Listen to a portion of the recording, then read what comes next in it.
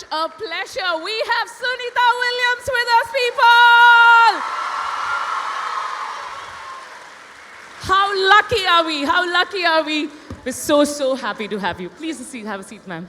So I thought rather than me just sitting here and talking with you, today is an interaction with the children. And I'm on this mission today. I want one kid from here, like 20 years down, sitting somewhere and saying, I attended this session at KLF with Sunita Williams, and I thought maybe I should follow her footsteps. Absolutely. Let's inspire them today. Absolutely, I agree. Let's have somebody here be an astronaut and go to space one day. I'm Yes. excited about that. Yes. That's why I'm here. That's the mission we have today. Wonderful, wonderful.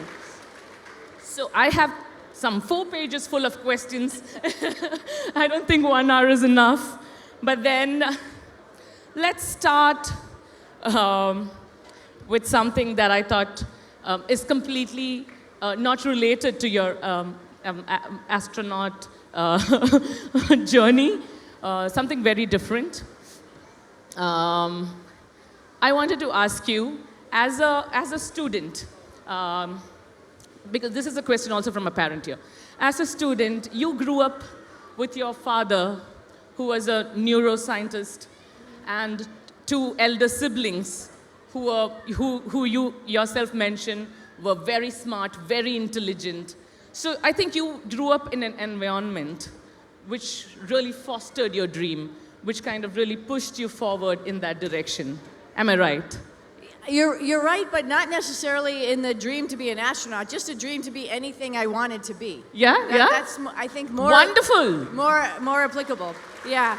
I didn't know that I wanted to be an astronaut when I was a kid. I had no knowledge about it. I had never met an astronaut. I'd never heard an astronaut talk. I had never been around an astronaut except for watching on TV. So it didn't seem like it was achievable. But I would say that I grew up in a household that anything was possible. And that was the way that my parents had us grow up, my brother and sister and I. And my brother and sister did really well at school, so I was sort of forced into doing really well at school. Also, teachers expected that. But it wasn't just school, it was actually just the environment of, hey, you can do anything you want. You can do anything you want to do. So that would be the message for all the parents here. You know, let them do whatever they want in life and just set the stage for them in whichever direction they would want to go. Exactly, and I'd also say that I think it's a little bit crazy to think that at 16, 17 years old, somebody would know exactly what they want to do. Yes. It's okay to try different things, to try and find what your passion is. And then obviously you'll do well when you finally find your passion. But try different things, and sometimes it will be successful and sometimes it won't. And that's okay. There's a lot to do. There's a lot you can try. You are allowed to make mistakes. You learn from them. Yes, I made many mistakes in my life. See? Sunita Williams is saying she made mistakes in her life. And there she is. Okay, another thing I wanted to ask was, so there is this world record you have for a woman, 62 hours outside of the International Space Station, highest for a woman. You've stepped out on spacewalks. So we also go for walks. We put on our comfortable shoes, our active wear, and step out for walks. What happens when you go for a spacewalk? Spacewalks are probably the most, I think, hardest thing that we do physically, probably the most dangerous thing, because everybody is in your personal space suit, a spacecraft, actually. The space suit is a spacecraft. It has all the things to help you breathe. It has all the things to make sure you clean CO2 out of your suit so you don't have too much carbon dioxide. It has all the heating and cooling. It has all the protection from micrometeorites. And so the space suit is a spacecraft. So it's probably the most difficult thing we do. Part of the whole thing. Okay. It weighs probably about 200 kilograms. The suit? If weight mattered. But it doesn't really matter when you're up in space. But Yes. what that means is it's pretty bulky. It's hard to move around in. which means you have to do a lot of physical training beforehand and understand how the suit works so you can actually move from one place to the other. And not only that, you're also in the mentally thinking part of it, you are the lifeboat for your partner who's out there with you. That other person is the lifeboat for you. And so you have to be confident and aware and know how to be able to save the other person in case something goes bad with that spacesuit. Now that hasn't really happened, so that's great. Okay. Maybe one time we've had one issue, but beside for that, the tasks that we have to do are pretty, it's bulky. There's big equipment outside, so we have to use tools and equipment to go outside and do the spacewalk. But all that aside, spacewalks are like every human emotion wrapped up in about 6 hours. You're stuck in the suit for about 6.5 to 8 hours. So when you first start, you're like, okay, does everything work? You're like a little bit nervous. And then you go outside and like everything's going well, and then all of a sudden something doesn't go well, and you feel like, oh no, it's the end of the world. I lost a camera on my first spacewalk, for example. It was really terrible, but you have to continue on. You can't just think about that, focus on that one problem. And then sometimes the sun is on you and you're super hot, like, I'm sorry, the people out here who are not under the shade, really super hot hot. And so then you're turn up your cooling, and then the sun goes down, and then you're super cold, and you have to move around a little bit to heat up. And again, I remember I told you it was like 6 or 7 hours, 8 hours possibly in the spacesuit. So then you have to go pee. And then what are you doing? You're all wrapped up in here, so you have to relax and let yourself go pee so that you can continue on and you're not thinking about your belly the whole time. And then you're starving also because you're working really hard and you just have to wait till you can come in. But you have water in your suit that you could drink while you're there. Yeah, okay. yeah. So it's every emotion I think that a human can have in about an 8-hour period of time. So you come in and you're pretty exhausted. What a ride. Yeah.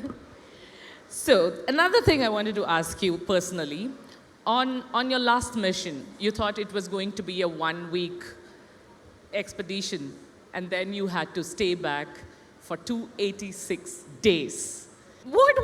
Did you have enough change of clothes?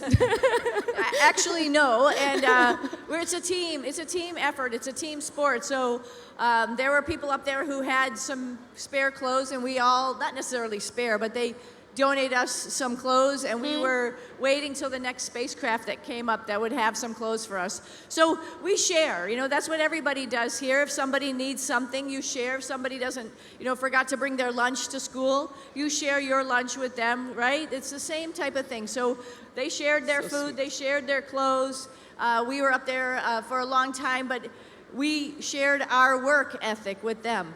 So we're there, we're extra people, so what do? You take on the responsibilities that you know. So there was a lot of people up there, and we were eating a lot of food, so we have to restock the food just like at the store. So while the people were doing their tasks, their important science tasks, Butch and I would be restocking the shelves. There's a lot of us, so we use the bathroom quite a bit, so we had to change out pieces and parts of the bathroom. While they're working and doing very important science stuff, we were facilitating all of that and doing all of that important work so that they can keep on doing their work. So it's a team effort. So you try to pitch in every single time you can, whatever you can do. And then when we knew we were going to be there for a long time, we started doing what we called on-the-job training, because we didn't get trained before on Earth. So we would shadow our crewmates when they were doing a science experiment and say, what are you doing? How are you doing that? How is the setup? What's the important part about it? So we would shadow our crewmates, and so we would learn, because then that was going to be our responsibility. Sure. Yes. And one more thing about, this is all about a team. The spacecraft that came up to bring us back home was supposed to have 4 people on board. 2 of those people graciously stepped back and said, wow.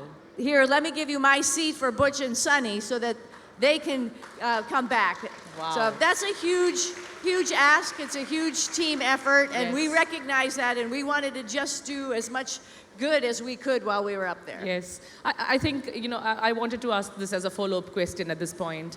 When you look at Earth from up above, the kind of vantage point you have, and you talk about team effort, how people step up, about unity, how everything is about standing together. how do you look at the world around here and the small little petty wars and fights that we have?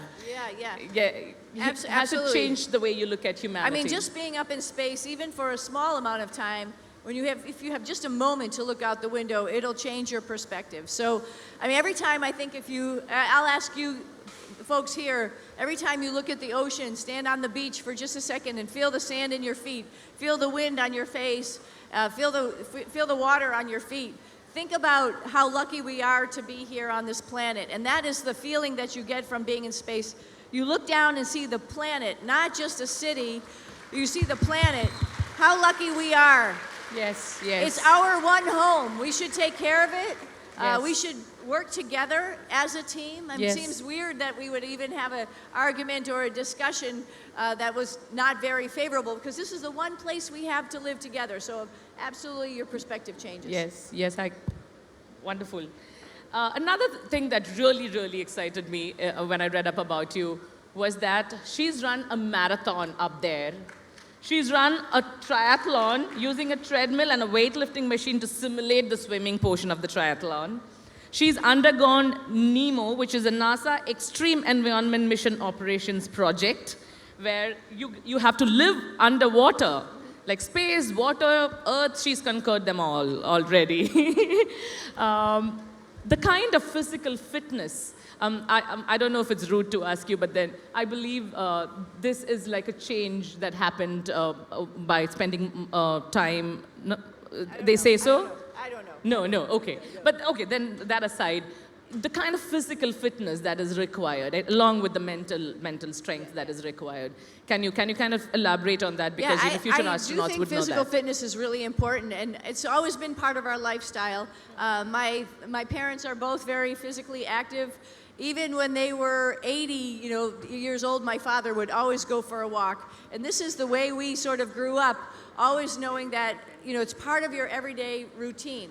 And what's really important, and I didn't realize it when I was your age, is being physically fit, being healthy is really important, and that will open doors that maybe you didn't expect. The biggest part of our interview process to becoming an astronaut, it was a medical test and a physical fitness test to make sure that you will be okay once we launch people into space, and we can bring them back and they'll be okay. So we want to make sure people are healthy.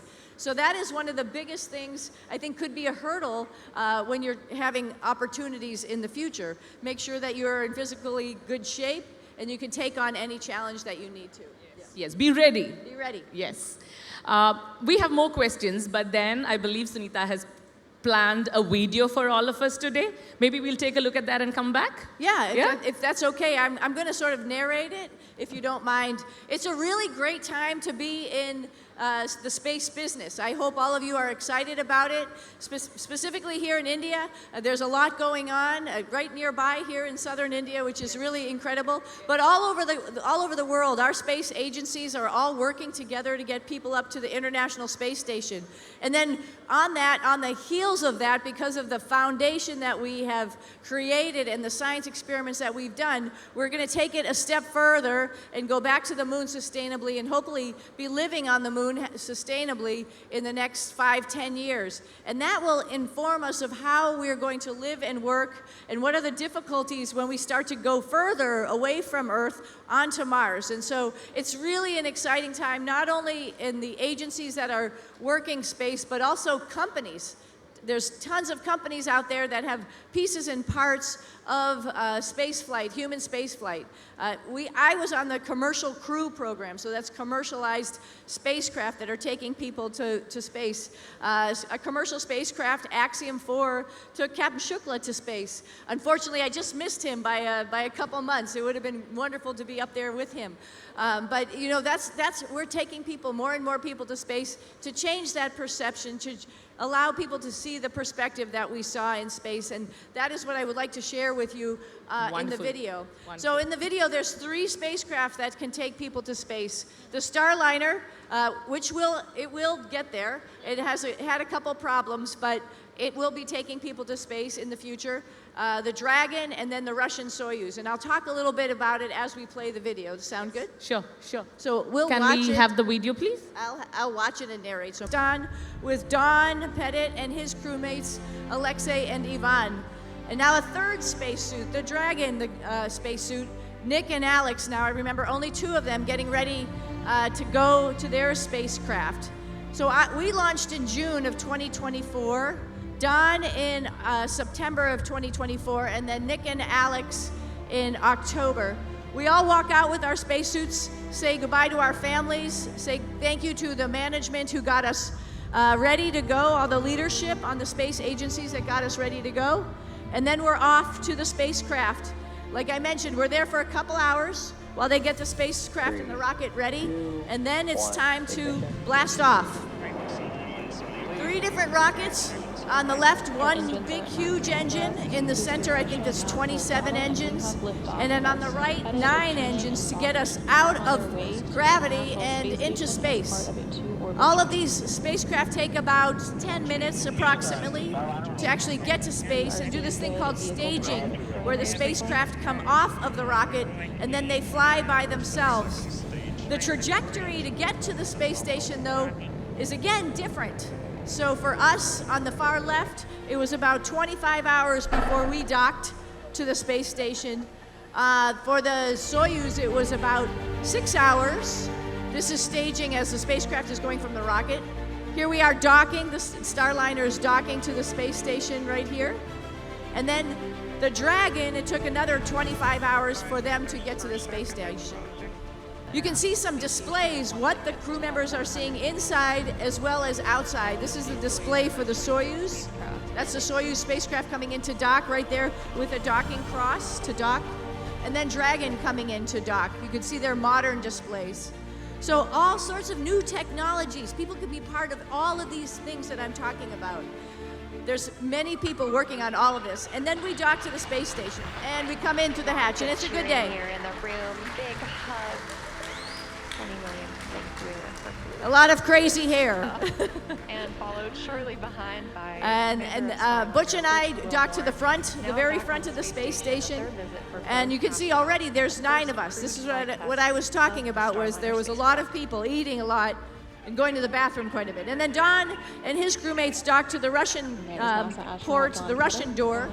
You can see it's a little bit different than the front door where we were.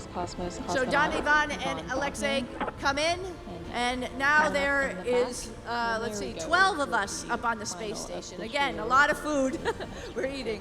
The space station is designed for 7 people, and so with 12 people, we tax the space station, which is great. It's a test, so you can see all of us there all together. 3 women, as well as the rest of the guys. And then finally, our relief spacecraft, the one that was going to take us home, came up there in October last year. We knew we would join their crew as the other 2 crew members, and so we knew we were there for another 6 months. And so that had already been determined. So we knew we weren't going to be back until about March. So another bunch of people. There's lots of traditions on the space station, and that's why you see that bell. Every time a spacecraft arrives, we ring the bell. And this is our home away from home, the International Space Station. We're constantly doing experiments. We're constantly collecting data. We're constantly trying to answer questions, and usually that leads to more questions. The focus of the question, though, is what happens when you take gravity away? Because it's such a strong force, it masks lots of the nuances in different things that behave around us, and understanding those nuances helps us understand more about ourselves as well as the universe and how we interact with it. So we look at medicines, we look at materials and making new materials, we look at how we behave so that we know how medicines might interact with us or how to counteract diseases. You name it, we're doing research on it up here. We've had opportunities to do all sorts of science, spacewalks. It's varied and pretty awesome, actually, opportunity to do something different every single day. You can see Butch Wilmore with the different canisters to collect those microorganism swabs. The science of opportunity happens anywhere there are people thinking about advancing our knowledge. And the same thing happens on space station. We have companies, universities, students all flying these astrobees around at different times. Some of them are actually even grabbing onto other pieces that we might have floating around, and that might help us clean up space debris. We have a tray right here that does some combustion experiments. Right on the other side of Butch is a glove box where we've done some stem cell research as well as DNA sequencing. And there's an airlock where it can take payloads out of the space station, and those could be Earth observation satellites, they could be launchers of other microsatellites, they could be doing all sorts of amazing stuff. The mission of the space station, the scientific exploration, is something that we deeply believe in, and its ability to make a positive impact for all of humanity. So we got to do a lot of science, as you could tell, but we also got to do spacewalks like you were talking about. So spacewalks are pretty complicated.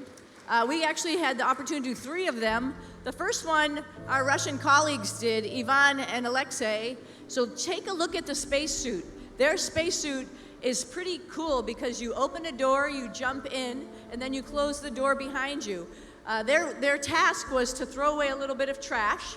There's one thing that they were doing, and then Alex was driving Alexei on the robotic arm, on the Russian robotic arm. You can see a lot different to the American spacesuit. It is very complicated and needs a lot of people to help you to get in and get configured with all of your tools to get ready to go.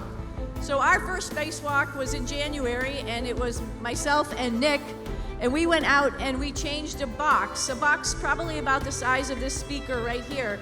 It was a rate gyro assembly. We have 2 of them, and we don't want to not have any, so when one starts to act a little bit funny, then we go out and we change it out. And that's the box right there. You can see our gloves, so you can see the types of tools that you need. This is other technology. The types of tools you need have to be adequate to be using those big gloves. Nick also worked on an experiment called NICER, which looks out into the universe, sort of like the alpha magnetic spectrometer, to look to see what else is out there in the universe. So that's another piece that we did a little bit of maintenance on. I fixed this reflector on the very front of the space station, and that's our spacecraft that was taking us home. So I was trying to be very, very careful. And then we did a little bit of advanced work for the next spacewalk that was coming up. And then our second spacewalk, which was Butch and me, we had a couple other activities. It alluded to it earlier in the science. We actually swabbed the outside of the space station and found out that things can live out there. Probably some bacteria or something that was from us, because it's near vents that vent air overboard. But the fact of the matter is that stuff can live in the vacuum of space with all the heating and cooling. The second task that we did, Nick and Don flew the robotic arm with me on the end of it to take away a big, huge box. It's probably as big as one of those speakers down there. Seems very complicated. Maybe we could turn the volume down a little bit. But it seems very complicated, but at the end of it all, sometimes the solution that you need for a big problem is very simple. We just used the crowbar, and that way we were able to disconnect this big, huge box and then bring it back inside to fix it up. So you can tell we needed a little bit of help to get in and out of those. But out of those spacesuits. But it's not just science, it's not just doing work, it's also just living. So just a little bit of a tour of the space station here as we go through the Russian segment to the table, to the window, to a laboratory, and then into one of our spacecraft, the Dragon spacecraft, so you can see what that looks like before we're actually in it doing something very dynamic. While we're up there, other things break inside, so we're the maintainers. This is a pump for the bathroom because we recycle all of our water, so that pump had to get fixed. This is Dawn in the bathroom itself, working on parts of it that need to every now and then get fixed because we eat a lot of food, which makes you go to the bathroom, obviously. This was after one of our resupply ships because our resupplies bring up fresh fruit and vegetables, and we can actually eat that while we're up there. And because we eat a lot also, we have to work out, like we talked about, right? Yeah. So this is the advanced resistive exercise device. It allows us to do weightlifting while we're up there, specifically squats and deadlifts. for our bone density. Another thing in our hips and in our ankles, another thing that helps with that obviously is the treadmill. And so Don was demonstrating how we have to get in a harness and then we're strapped down to the treadmill to run, or we just clip our feet in for the bicycle. That's another thing that helps us with our cardiovascular health. We do sleep, right? We have a normal day, so we put ourselves in a sleeping bag and we can go to sleep. Our hair does grow, and if you're trusting, you let your friends cut your hair. I call these cargo spacecraft Uber Eats, and there's a different name here. What do you call Uber Eats? Swishy? Uber Eats. Yeah, you have another one here in India. Swiggy. Yes, you know. So Uber Eats comes and it brings sometimes food and toys. That's 800 pounds of tungsten. It's just a demonstration that it has more mass, it has more momentum than humans do. And we just sort of fool around sometimes and dance and do fun experiments when we have some time. The station has exceeded 150,000 orbits, so we're calling to inquire about your space station's extended warranty. It is still in place. Hey, this is gonna be my... Sometimes you have to make your own games when you're up there. And then we had for us, we had Halloween, so we had to makeshift some costumes and share that with our folks on the ground. We had another Uber Eats, or what do you call, what is the one in India? Swiggy. Yeah, Swiggy. Zomato, yep. It came and it was just in time for the rest of the holidays last year for Thanksgiving and Christmas, which was really nice. We're going to enjoy on Thanksgiving. It is a feast. Let me see. We've got Brussels sprouts, butternut squash, apples and spice, Smoked turkey. and smoked turkey. It's going to be delicious. So from all of us to all of you, Merry Christmas.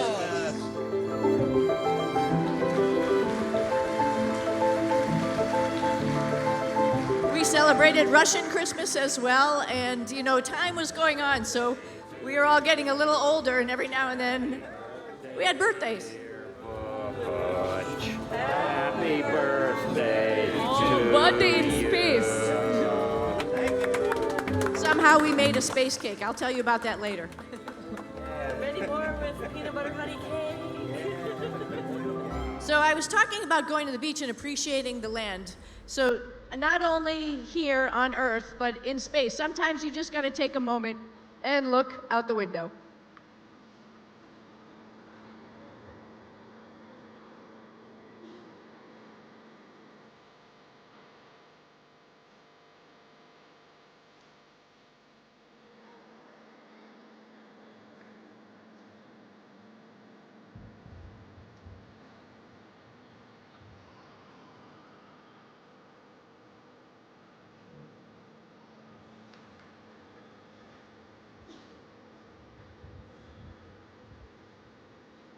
Anytime you look out the window, it's pretty amazing. The aurora borealis, the aurora australis, just to see the variety of the Earth from above, it's just thrilling.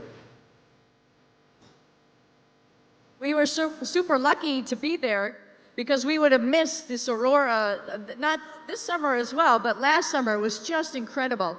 If you can see the right-hand side, we also saw all these Starlink satellites which were crossing our orbit.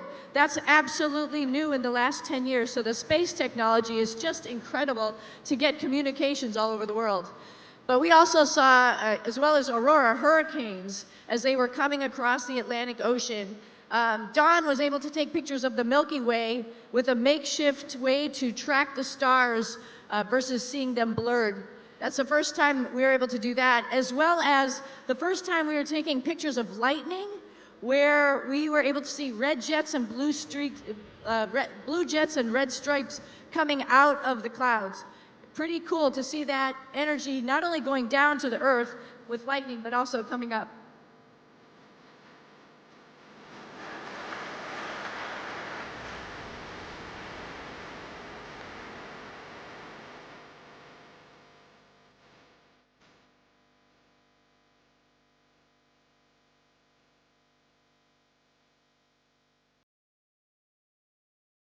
So not only in the daytime, it's pretty awesome, but nighttime, you can see, like I was showing you, the lightning, but also just when there's a full moon, it illuminates all of the parts of the continents. You can obviously see where the cities are, but generally that's all you see. But with the full moon, you can actually see the whole outline of continents. It's pretty incredible. And then you can see where all the people live, which is pretty awesome as well. So, people say that, wow, like you were up there for so long, but I look at it, all good things have to come to an end. Unfortunately, 9 months happened and it was time to come home. So we got in our spacecrafts, we undocked from the space station, and then we're on our trajectory back home. The interesting thing about that as well is there's 3 different types of trajectories to come home. For us in Dragon, it took us about 17 hours to get home. For Soyuz, it was about 6 hours, and for Starliner, again, about 6 hours. So different trajectories, different software algorithms that we came up with, not only docking mechanisms in spacecraft. And the other part also, here we are barreling in through the atmosphere, and you can see the plasma that we're going through right near Butch's feet in the window of the spacecraft right there, or in the second here, right near Don's head on the window of the Soyuz. Here we're coming in, right there. There's the window for the Soyuz where the plasma is right next to his head. We're barreling into the atmosphere before we slow down just enough to get our parachutes to come out. This is Starliner.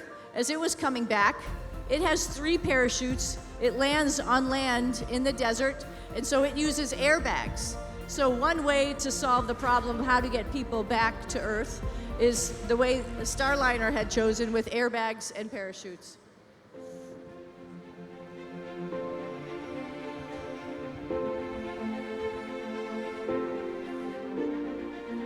So you can see what it looks like after it landing. The next one is the Dragon, and the Dragon is again barreling down through the atmosphere, slowing down. It's heavier, so that's why it looks like it's going faster. Just enough to get our drogue chutes out, and then 4 parachutes out. No airbags, but we land in the ocean for Dragon. And then Don, in his Soyuz capsule, 1 humongous parachute lands out in the desert. Crew 9 back on Earth. I think maybe somebody remembers this. I do. It's good to be back on Earth. Freedom, splashdown. Good main release. Copy, splashdown. We see main chutes cut. Nick, Alex, Butch, Sunny, on behalf of SpaceX, welcome home.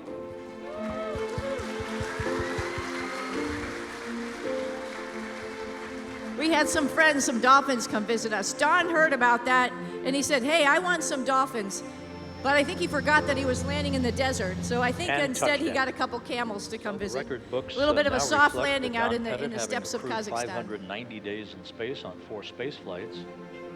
But it's not over till it's over, right? You land on the planet, but then you got to get home. So all of us take a helicopter, either from the ship or from the desert to an airport, and then we get on an airplane, and then we get home and see our family and friends. And that's our vacation from Earth. Goosebumps all the way. Goosebumps all the way.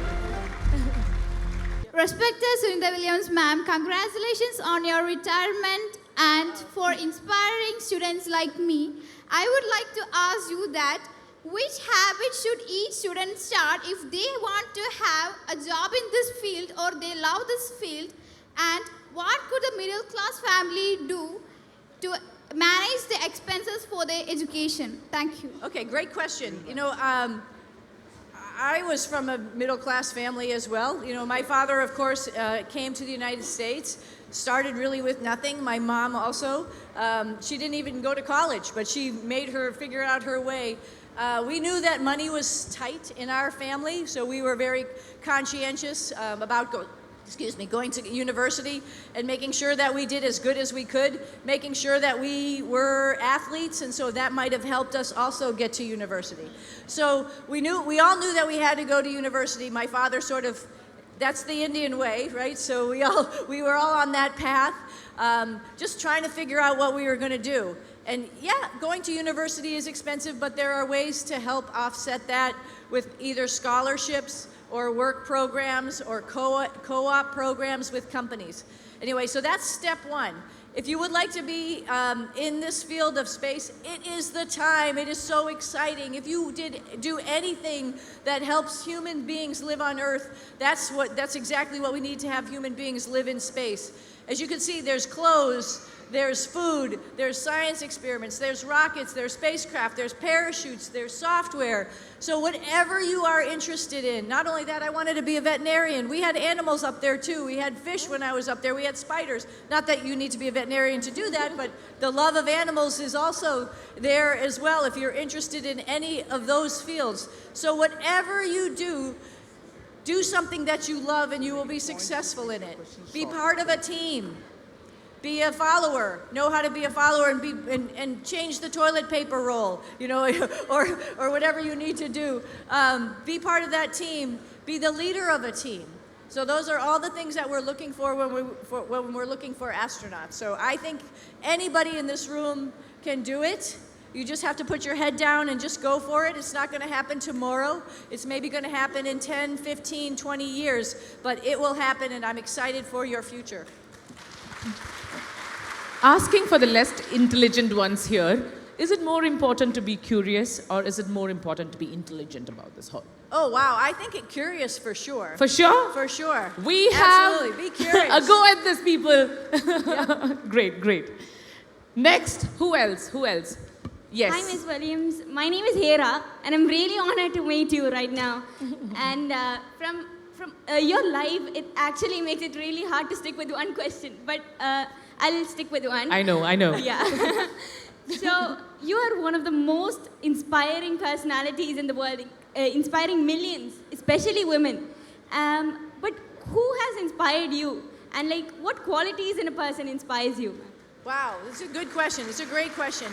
I think my biggest inspiration, honestly, are my parents. I talked about them just a little bit. So for the parents out there, it's your role to inspire your children. And seriously, no hesitation with my parents about just go try something. I'll give you an example. So this marathon that I ran in space was not my very first marathon. So I already talked about school and trying to do well. I talked about athletics. But also it's part of it is in your head. I was ready to go into the Navy, and I thought I was going to be, gone from my family for a long time. I grew up in Boston, where that marathon, or outside of Boston, where that marathon happens. So I was a little bit sad because I was like, wow, I'm going to be around the world. I'll never have the opportunity to run this marathon. My mom said, get in the car. I said, what? She said, get in the car. She drove me to the starting line. She gave me 25 cents and said, good luck. Call me if you have a problem. And so she just kicked me out of the car and said, go run that marathon. So this is what I'm saying about parents, challenge your children also. I know in the United States we have a lot of what we call helicopter parents who really take care of their kids. That's great also, but challenge them to make decisions on their own, to strive in anything and see how they'll do. I think this is really important. So be curious, and I think my biggest inspiration was my motivating parents. Yes. So my name is Khazana, all from the Mujamma school. So yeah, as she told about you, it's too hard to stick with one question. So it's not like asking about the astronomy or something. It's like something emotionally. Yeah, your team had planned for 7 to 10 days mission, but you get stuck in the space for 286 days. And how you have controlled your emotions toward the loved ones to win the battle. Oh, did you miss your family? Oh, I'm a human being, just like everybody here in this room, right? So, of course, I miss my family. I miss my family. I miss my friends. I miss my dogs. Of course, I just missed. I missed walking on a beach. I missed rain on my head. I missed wind in my face. Some of those things I absolutely wasn't going to be able to feel like I accomplished while I was up in space. But I could do as best as I could. So we have great communications. Also, people who are involved in communications. We have great communications with our friends and family. We can make a phone call. We can do a video conference. I had friends from family here in India all got on a Zoom call with my family in the United States, and we're all talking together, sometimes talking over each other, but we're all talking together and enjoying the company of being able to see each other. People taking the camera to the beach and showing me the beach. People taking me outside someplace so I can see what it's like here on Earth. People taking videos of my dogs and sending them to me so I can see them playing in the snow or playing at the beach. Those are the way you try to connect. I was also very lucky that I had the time up there, and I wrote a journal. I think it's very neat experience to write a journal if you haven't done it. I didn't do it when I was your age. I wish I had. But I wrote a journal about things that were going on while I was up in space, and I shared that with my family and friends, and I got their reaction back. And that really helped too. That made me feel like good, like, okay, people are enjoying this ride with me. So that really helped me through the next couple days. Every time I had like a little bit of a downer, I would get an email from some friends and family. Yeah. We're all going to go back and journal about this day, I guess. Yeah. This is a very important start for us. So you look like you're a beach person. Or a mountain person. Oh yeah, I love the beach and I love the mountains. Both of those, if I could have them both. And I think in Kerala here you have a little bit of... we have everything. We have everything, right? So that's wonderful. But the beach is awesome. My sister and I swim in the ocean all the time. Nice. It's really a nice place to be. And you were a competitive swimmer. Yes, when, yes. Younger. Yeah. All your siblings. All of us, yes. Oh, wonderful, yeah, wonderful. Yep. And also, did you look at loneliness or solitude differently once you came back from the 286 days in space? I don't feel any loneliness or solitude down You're here always connected. on Earth. No, not on Earth. No. I mean, even it sounds maybe very silly, but the things that are on Earth make you feel good, right? I walk in my where I live with pine trees, and I just look at those pine trees, and I don't feel lonely because everything is growing. Connected. This planet is all connected. Things are growing. Things are alive. It's really nice to just go for a walk and see birds, see the nature. That to me keeps me not feeling lonely at all. Wonderful, wonderful. Can we take the next question? Yes. Ma'am, my name is Adina. I'm coming from Kendra Vidyalaya. I was really excited to see you. So I would like to ask you, you were part of NASA for so many years, and what is your feelings when you're resigning from NASA? Oh, I'm excited about retirement. You know why? Because I know that there's so many good people out there who are going to take my place. If I felt like I was the only one, then I wouldn't want to retire. But I know that this young generation right here, I know the generation of people that I trained who are still working at NASA, who are just on the cusp of doing the amazing things. We're going back to the moon coming up pretty soon. I know all of those people that are on that flight. I'm so excited for them to pave the way for your generation to do even bigger and better things. And so I think that's a point of retirement that feels really, really good. So I want to just sit back and relax and watch you guys do all of this. So you're up to you. You all have some big shoes to fill, people. They're not that big, I promise you. Who's next? Who's next? Good morning, ma'am. Yeah. It's really an honor to meet you. My name is Ryan George. I'm studying in 8th standard in Silver Hills Higher Secondary School. And my question is, how did it feel seeing Earth from space, and what is your perspective on Earth, planet? Yeah, what is it like seeing Earth from space? What's the perspective? Oh my gosh, did you see those the pictures right here? I know. That's just a teensy bit. It's not even as good as it really, really is to like look out the planet and look out the window rather and only have the glass between us and the planet. I mean, that's it. It's amazing. This is our place that we live. And I've said this before, so if I'm repeating myself, I apologize, but every person we know, right, is here. Every plant, every animal is on this planet. We don't, unless anybody else knows any aliens out there, but I don't, then this is the place where we all live, we're all from, and you can't help but think about how connected, you brought up a good point, how connected we are. This ocean is the same ocean in the United States. This air is the same air all the way across the world in the United States. We're all connected. And the amount of land that we have also is just a small percentage, almost 30%, but that's it. That's where we all live. In that land, actually, there's a part that is sort of not habitable. So we're all squished together, and we should all be enjoying each other's company. We shouldn't be worrying about having an argument here. And like I said I think the news the other day, somebody posted, yes, I have a husband, I have a sister and a brother, so yes, I understand that people argue, but that's not serious arguments, and that's the way it should be. We should have little discussions with each other. We should listen to each other and listen to each other's perspective, because this is the one place that we have to live. This is our planet. I think in the kind of world, in the political climate that we live in today, you can't repeat that enough. Yeah. I think you repeat that very, very often. Let's get that message across. Okay. Who's next? Yes. So, Mrs. Sunita Williams, my name is Chaco George, and I have a question for you. When you were in the US Navy, how did it feel to be inside a Black Hawk helicopter with all the buttons, all the avionics? How was it? And when you are when you're on your descent on the Earth's atmosphere, how did it feel when it was really hot outside and the SpaceX Dragon crew capsule was the only thing that protected you from the heat? Okay, nice, good questions. I think we have a future helicopter pilot right here. Yeah.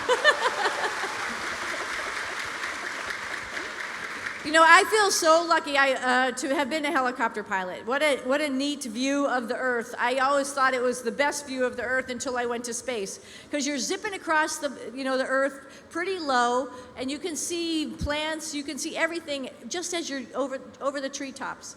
So what about all those buttons in these airplanes and those switches and things? Well, you learn about how to use them and what they're used for, and then it becomes really routine. It's sort of like when you get in the car and your parent put the key in and start the car, or presses the button, and you know how to turn the radio on, you know how to turn the air conditioning on. It's the same thing. All of these things are just pieces of machinery, and they're used for something. So all of those buttons are used for something. Maybe the lights, maybe the communication, maybe the air. So that's what all those buttons are for. And we learned that. And that was a great segue into learning about spacecraft, because spacecraft are the same thing. They have the same buttons, they all do the same things. And so once you learn about a car or an airplane or a truck, it will lend itself right into a spacecraft, because it's a machine, right? So you want to learn how a machine works. Nowadays, you guys have a little bit of an advantage, because we're now using a lot of computers in our spacecraft. And so some of those interactions may not be buttons or switches, but they'll be computer inputs. So the second question you had about what was it like coming back into the atmosphere. So this is something that a helicopter wouldn't do. The spacecraft has to do it, because the spacecraft has a heat shield on it. As you're coming into the atmosphere, you're slowing down, but you're still going so fast that the air is like friction on the spacecraft. It's like rubbing, and that's how hot it gets, like 3,000 degrees. And so you need tiles or some outside material that's going to dissipate the heat so it doesn't come inside the spacecraft, right? You saw what it looked like, the plasma on the windows. And so that's what my head was really close to on that part of the spacewalk, that part that dissipates the heat. So that's why I was very worried. So you don't feel it inside the spacecraft. If all of that outside coating is working as it's properly working, you don't feel that. What you do feel, though, is the G-forces coming on. Remember, we're in microgravity for 9 months, and so as soon as you start coming in and feeling the atmosphere, it's in your seat pushing you like right on your chest, like right here. So for like moments of time, it's hard to breathe, but then it will go off a little bit and come back on again. So you feel the G-forces, but you don't feel any heating while you're coming in. I think all of us here have seen these space mission movies and wanted to go, like, she's actually done it, people. And someday, I hope all of you all who are dreaming of it get to do it, right? There you go. Good morning, He's come all the way from Hyderabad to ask this question. Good morning, ma'am. My name is Malik Idris Hassan Khan. Since I was in first grade, I've nurtured a dream of becoming an astrophysicist, so people like you are a big inspiration to me. I've been asked this question before when I've said that I want to become an astrophysicist, so I wanted to ask you too. What is your response to the activists that say that the money that has been spent to send people to and fro from space should have been spent on solving issues like world hunger and poverty? Thank you. I'm so glad you didn't ask me an astrophysicist question, so thank you for that. Good one there. I have opinions like a lot of people have opinions, right? So I think space is so cool. Space exploration is so cool. But it's not just cool. What it does for human beings, it makes us think outside the box. We can solve problems here on Earth, but we'll solve them the same old way every single time. But when you have to solve a problem that you can have to take away gravity, even simple things like water, you have to think differently.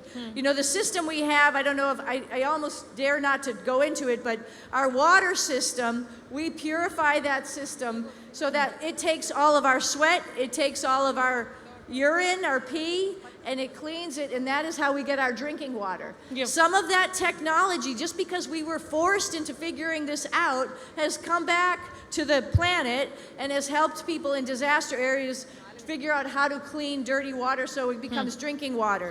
So just an example like that, the ideas of innovation, I mean, classic old things like Velcro and computers all came from space exploration. And so this is what helps us advance in our thinking and our thoughts of how we're going to solve problems back here on Earth. So yes, money will always be a problem. Even in the space business, everybody is always complaining we don't have enough. But what that means is we just have to be more creative.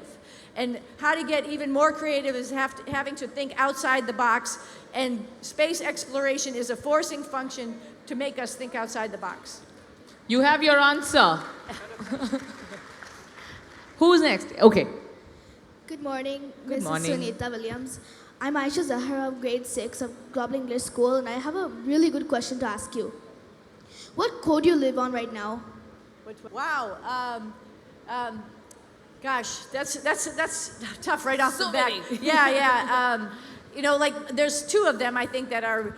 One is a little bit more complicated. I'm not going to get it right. It's an Einstein quote. My father cited it a couple times. You know, technology and knowledge is really nothing. Imagination is everything. And what you mean by that is, you know, the limits in the future are just based on imagination. What we have right now is what we have right now. But your imagination, your creativity is going to take us even farther. Another very simple one from a football coach is the way I always look at attack problems. Forget the noise, just do your job. And I think that's really important when you have a job where a lot of people are talking about it. I know when we were up in space, a lot of people were talking, you know, solutions, this, that, the other. But in the meantime, we had to productively just live in space. And we had to do our job and do our job well and communicate our job with other people. And so hopefully I just did my job. Good morning, madam. First of all, I would like to thank her for giving me this opportunity. I never even dreamt of asking a question to you. This is an honor for me. And the question I'm going to ask is that I have three questions actually. The first is that definitely you have an Indian lineage. So it is really hard, as an Indian student, I know that it is really hard to make Indian parents and family proud. So at what point did they actually said that we are proud of you? That is a question. And also, Indian parents, when did they finally say they are proud of you? The next thing I want to ask is that... Let me just tell you a funny story. Yes. After my first flight, I was talking with my father, and I had lived in space for almost 200 days on my first flight. And he looks at me, he goes, "You know a lot about space." So I think that was finally the approval from my Indian father, which was great. Thank you. I think we have to get the gravity of the situation. I think people are actually going to evict us from here. But thank you so very much. Thank you so very much. Thank you so to everybody. Inspiring. Yes. What a woman you are. What a lady. Thank you. I appreciate the crowd. I thank you, the crowd, for being here. I thank you for your interest in space exploration. Not only my mission, but what's going on in the future, because you are part of it. So good luck to you, and I'm ready to sit back and watch you on the stage next. Yes. Can we take a picture here with the full crowd? Make some noise, everyone! Sunita Williams is here! I'm taking a video!